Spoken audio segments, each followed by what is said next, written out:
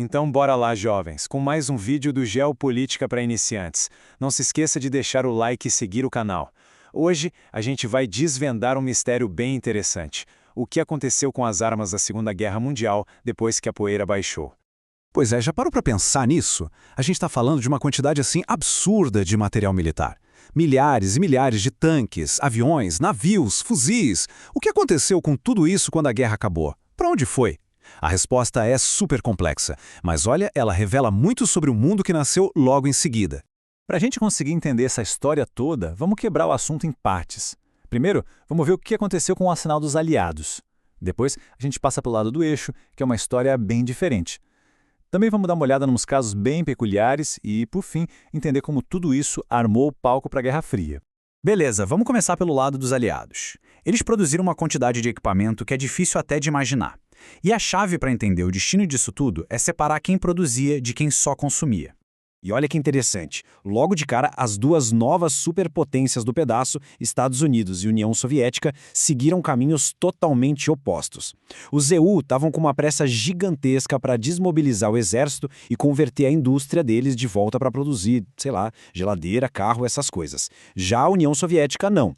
Eles mantiveram a máquina de guerra funcionando, modernizando devagarinho e principalmente usando a produção para exportar e armar seus novos aliados. Aliás, galera, deixe um comentário de um tema que eu faça outro vídeo e eu farei e postarei no canal em menos de uma semana. Bom, e o que os americanos fizeram com esse excedente todo? Muita coisa. Uma parte foi simplesmente abandonada em cemitérios de aviões no meio do deserto. Outra foi vendida como sucata. E o avanço da tecnologia foi brutal. A chegada de um avião como o B-29, por exemplo, fez com que ícones como o B-17 e o B-24 ficassem obsoletos da noite para o dia. Foram direto para o ferro velho. E para dar uma noção da escala, peguem o exemplo do avião de transporte C-47. Foram fabricados quase 16 mil deles durante a guerra. É avião que não acaba mais. E aí vem a grande sacada. O que fazer com tanto avião sobrando? Vende barato! O C-47, que na sua versão civil virou o famoso DC-3, se tornou a espinha dorsal de um monte de companhias aéreas que estavam nascendo no mundo todo. Esse avião militar praticamente criou a aviação civil moderna, tornando as viagens aéreas acessíveis para muito mais gente. Enquanto isso, lá na União Soviética, a estratégia era outra.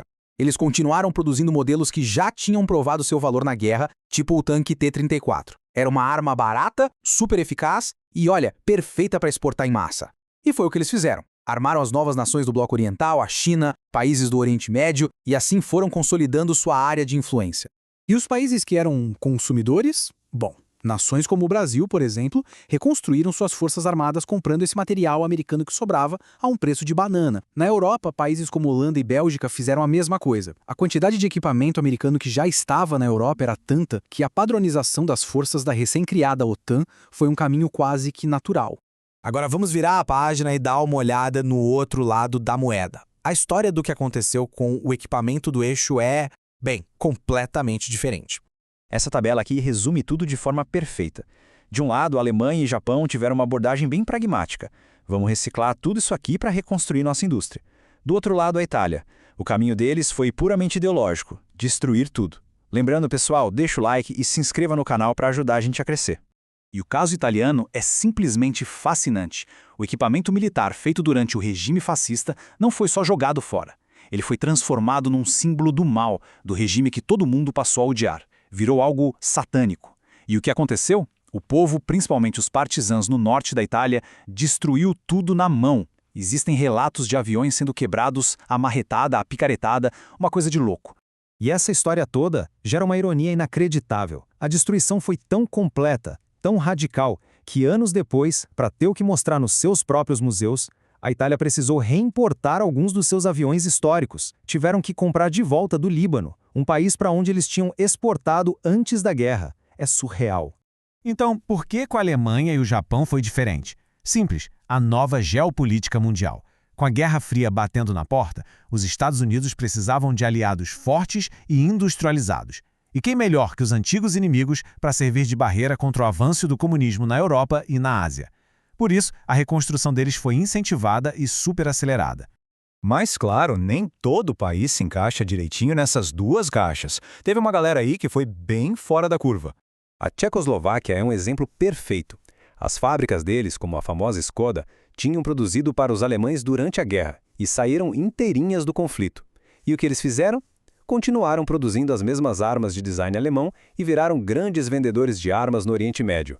E o mais curioso é que eles venderam tanto para Israel quanto para as nações árabes. Isso antes da União Soviética chegar e mandar todo mundo usar o padrão deles.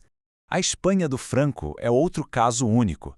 Era um país neutro na guerra, mas que simpatizava com o eixo. E depois? Eles simplesmente continuaram produzindo aviões de projeto alemão, como o caça Messerschmitt 109, por mais de 10 anos depois do fim da guerra. Só depois, bem aos poucos, que eles foram trocando por material americano. E tem a Finlândia, um caso especialíssimo. Espremida ali entre o Ocidente e a União Soviética, ela teve que se virar, fazer um malabarismo geopolítico. E o resultado disso se refletiu nas Forças Armadas. Durante toda a Guerra Fria, eles usaram uma mistura de equipamentos soviéticos e americanos. Tá, mas e aí? Qual foi o grande legado disso tudo?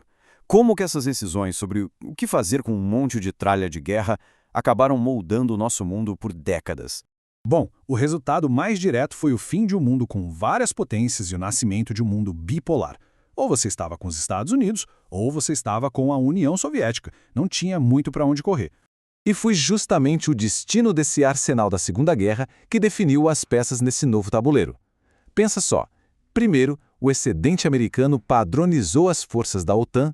Segundo, a produção soviética que não parou armou todo o bloco oriental. No fim das contas, a distribuição dessas armas praticamente desenhou as alianças militares que definiram o mundo pelos próximos 45 anos.